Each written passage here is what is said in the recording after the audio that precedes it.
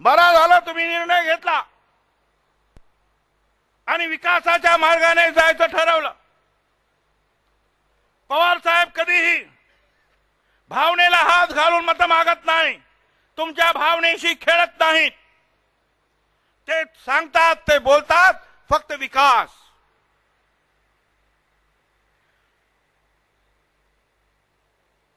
या भागामध्ये पाण्याच्या समस्या कशा सुटतील, शेतीच्या समस्या कशा सुटतील, रस्ते पूल कसे येतील, तुम्हाला हवे असलेले उद्योग कारखाने कसे येतील, शिक्षणाचा प्रश्न कसा सुटेल, आणि हे सगळं करत असताना फुले शाहू आंबेडकरांच्या मार्गाने जाण्यासाठी सर्व वेगवेगळ्या समाजाला बरोबर घेऊन त्यांना सुद्धा या विकासाची फळं कशी मिळतील यासाठी सातत्याने बोलायचं, अभ्यास करायचा आणि निर्णय घ्यायचा, हे काम पवार साहेबांचं। या राज्यामध्ये आतापर्यंत विकासाची गंगा जर कोणी आणली असेल तर ते विकास पुरुष शरद पवार साहेब यांनी आणली, दुसरी कुणी आणली नाही। बाकीच्यांनी फक्त जे आहेत भावनाशी खेळ खेळायचा, जाती जातीमध्ये दंगे वाढवायचे, हा हिंदू तो मुसलमान, तुम लढो मरो हम कपड़ा संभालता है, दंगे घडवायचे मुद्दाम, आणि या दंग्यामध्ये मरतो हिंदू तो सुद्धा गरीब आणि मरतो मुसलमान तो सुद्धा गरीब। जे दंगे करायला सांगतात त्यांच्या पोरांना साधा चोरोटा सुद्धा उरखडा सुद्धा जात नाही। त्याने एअर कंडिशन मध्ये बसायचं, लोकांना लढवायचं, झुंजवायचं, रक्त सांडवायचं आणि खुर्ची सांभाळायची। हा सगळा डाव जो आहे आता लोकांचा लक्षात आलेला आहे। आणि म्हणून ज्या कोकणानं आतापर्यंत शिवसेनेला शक्ती दिली, तो कोकण शिवसेना जी आहे त्या कोकणापासून दूर, कोकण जो आहे, कोकणाचा संपूर्ण जो आहे माणूस जो आहे शिवसेनेला सोडतो आहे आणि विकासाची पाठराखण करण्यासाठी पवार साहेबांकडे येतो आहे। मुंबईमध्ये सुद्धा तुम्ही शिवसेनेला ताकद दिली आणि म्हणून मुंबईमध्ये सुद्धा तुम्ही शिवसेनेला ताकद दिली, पण आज आपण पाहतो आहोत की तिथे सुद्धा जे आहे शिवसेना जे आहे डामाडौल होत चाललेली आहे। आम्ही काय कोणाच्या बद्दल वाईट बोलत नाही बाबा, तुम्ही तुमच्या कर्मानं मोठे झालात आणि कर्मानं खाली आलात, आता करायचं काय? परत एकदा या ठिकाणी सांगू इच्छितो, कुठल्याही परिस्थितीमध्ये प्रभाकर मोरे साहेब ही सगळी जी आहेत फळी उभी राहिलेली आहे कोकणातली, ही कोकणाचा विकास करण्यासाठी उभी राहिलेली फळी आहे आणि पवार साहेबांचा आणि आमचा सगळ्यांचा पूर्ण पाठिंबा तुमच्या या कामासाठी आहे। कुठल्याही प्रकारचे अडचण जे आहे यापुढे येणार नाही, एवढंच या ठिकाणी सांगतो आणि माझं भाषण संपवतो। धन्यवाद। जय हिंद, जय महाराष्ट्र। यानंतर पक्षाचे राष्ट्रीय अध्यक्ष आणि आजचे प्रमुख मार्गदर्शक माननीय पवार साहेबांना विनंती करतो की त्यांनी या ठिकाणी मार्गदर्शन करावं।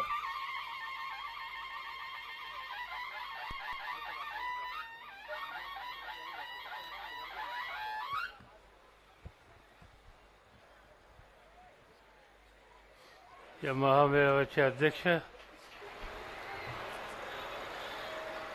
आणि महाराष्ट्राच्या राष्ट्रवादी काँग्रेस पक्षाचे प्रमुख माननीय मधुकररावजी पिचड, राज्याचे उपमुख्यमंत्री छगन भुजबळ,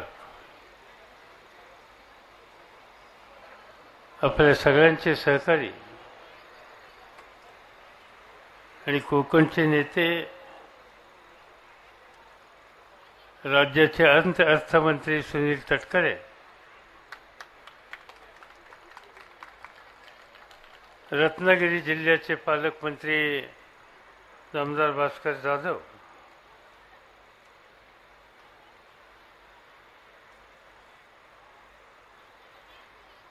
आजच्या या प्रचंड महामेळाव्याच्या निमित्तानं उपस्थित असलेले आमदार गुरुनाथ कुलकर्णी, हबीब फकी, अशोक शेठ साबळे, निशिकांत जोशीजी, या ठिकाणी जिल्ह्याचे अध्यक्ष वसंतरावजी ओसवाल, ज्यांना मोठ्या मताने आपण निवडून दिलात, श्रीयुत अनिल तटकरे,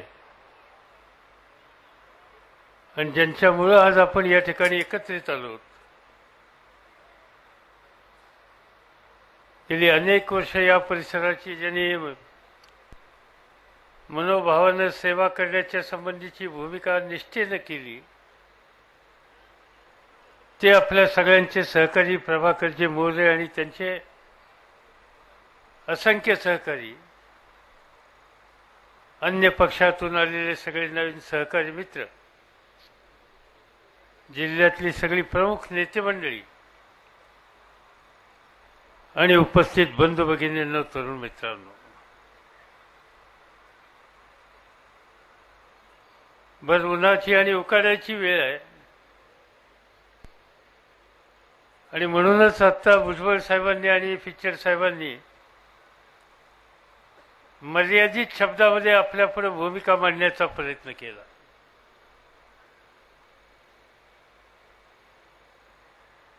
मला स्वतःला आनंद आहे की महाडच्या ऐतिहासिक भूमीमध्ये आज आपण उन्हातान्हाचा विचार न करता हजारोच्या संख्येनं या ठिकाणी उपस्थित राहिला.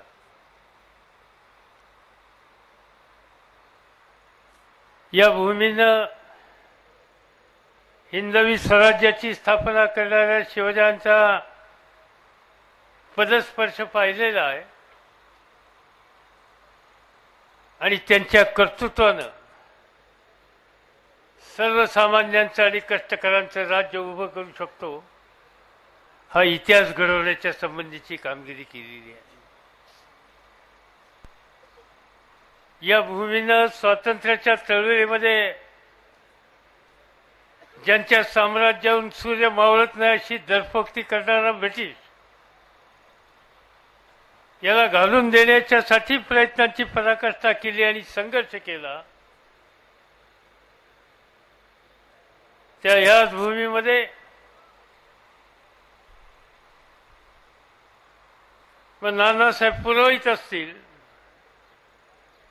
सुरबा टिफणीस असतील, नानासाहेब कुंटे असतील, अनेकांची नाव उल्लेख या ठिकाणी करावा लागेल, भाऊसाहेब राऊत असतील,